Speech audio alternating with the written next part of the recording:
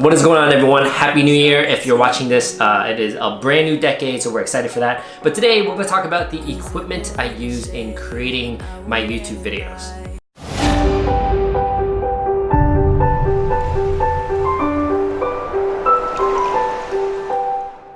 So over the last few years, I've gotten a lot of questions about what equipment I use in creating my YouTube videos and also how to get started. This video alone is probably not going to cover all of those questions.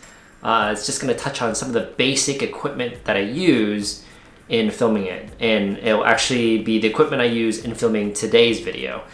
In future videos, I'll talk about more aspects of what goes into the video production process, how I edit, how I formulate a story, convey an idea, specific equipment for specific occasions and things like that. But this video, very basic equipment that I use. So let's just jump right into it. The first thing I'll talk about is the camera I use. So I use a APS-C camera, which is the Sony a6300. It's a mirrorless camera, very lightweight, very mobile. I travel a lot, so it's very nice for that very small footprint. It shoots in 4K, which is great quality. I would say also that even though I shoot in 4K, I downscale to 1080p because, I mean, how many people actually have 4K monitors to begin with? And when you shoot 4K and you downscale to 1080p, some would say that it also improves the quality of the video itself. So that's why I do that. Additionally, this camera can shoot in 1080p, 120 frames per second if you want that epic slow motion feel. So there's a couple things I don't like about this camera that I think are important to point out. One thing is that it does overheat if you shoot continuously for 30 minutes. I don't commonly shoot continuous for 30 minutes. Usually I start and stop when I record, and that's been perfectly fine. And again, I usually don't shoot continuously for 30 minutes, so I don't usually run into that issue. But if you are planning to, then that could be something to consider.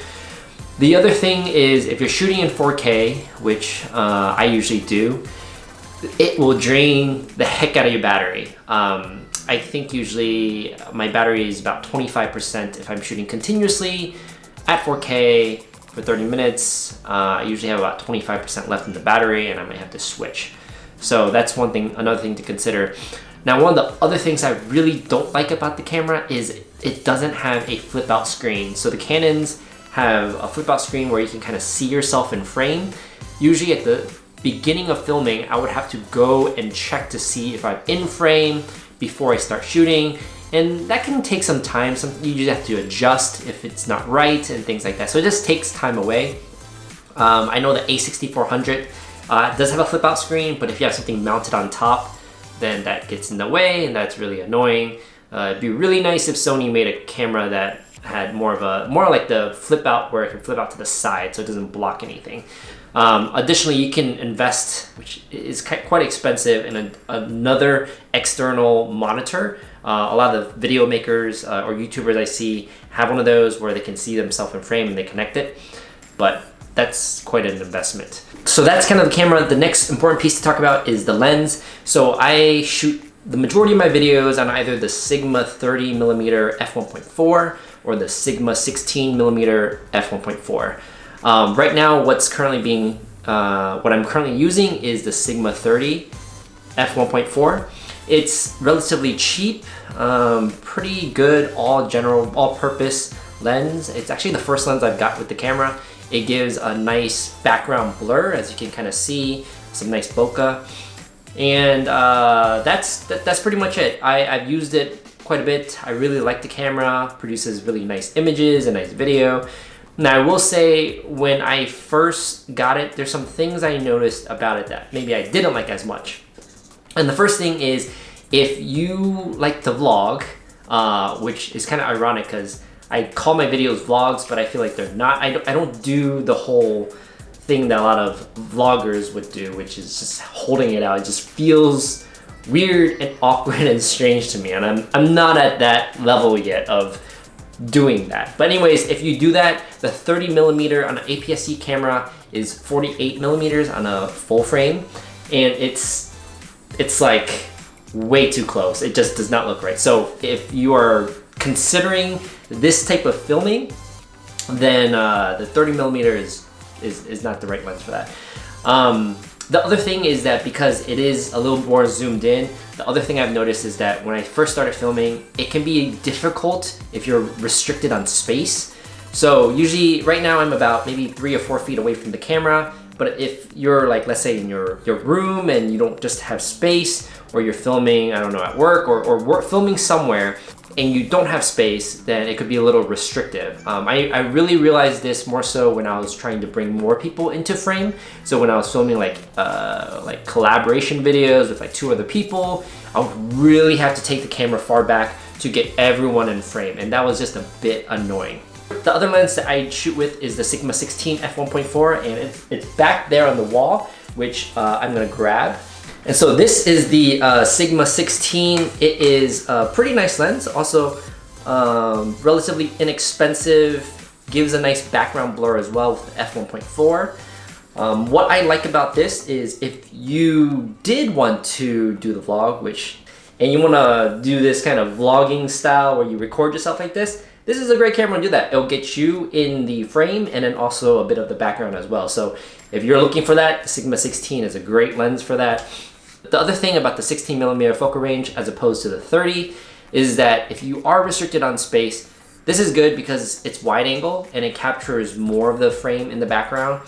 And so the space isn't as much of an issue anymore. You can really shoot in tight spaces and capture more of everything.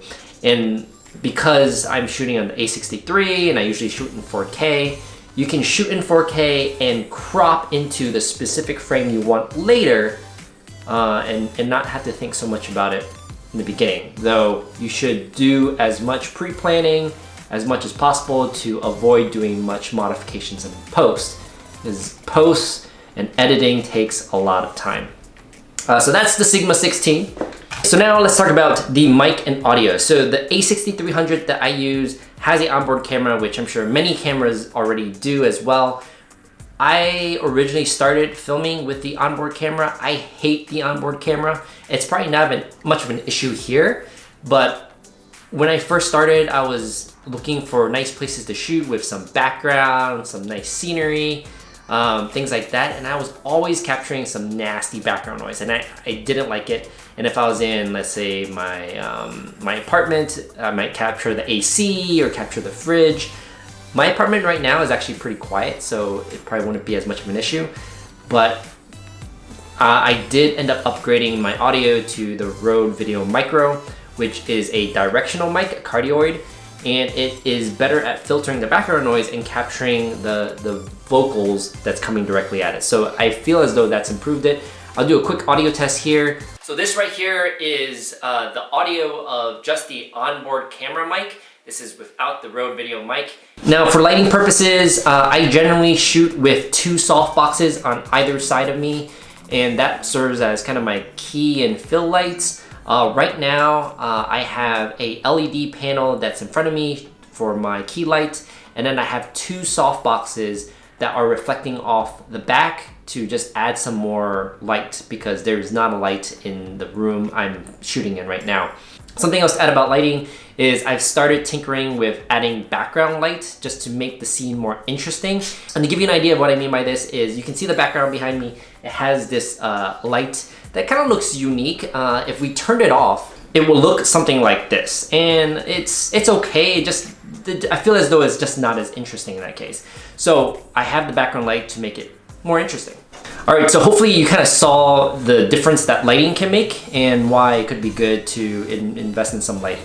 The lights that I have were all pretty cheap. They're between $20 to $50, and you can get a very cheap, relatively inexpensive way to upgrade lighting.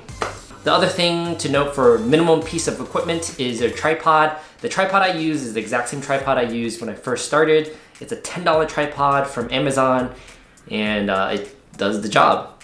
It's kind of on its last leg where it's breaking in certain areas, so I probably need to upgrade to another tripod soon, but otherwise it does its job and I haven't had too many issues with it. So before I wrap up this video, I do want to make one more point, and that is, despite all the things I said about gear, you don't need any of it. Because when I first started, and many people started with just recording on their smartphones and using some Apple headphones for the audio piece, which is actually pretty good audio, and you don't need anything else really. I didn't think about lighting, I didn't think about audio. I was using Windows Movie Maker or whatever generic video editor out there that's free. You don't need to pay for any of this gear, and I've accumulated all this gear over the last 3 years. So that's something to consider. If you want to get started on making videos, just dive right in. That's one of the most difficult steps, is actually just getting started. So I hope this video was helpful. I'm going to create more videos that dives deeper into various aspects. And until next time, guys.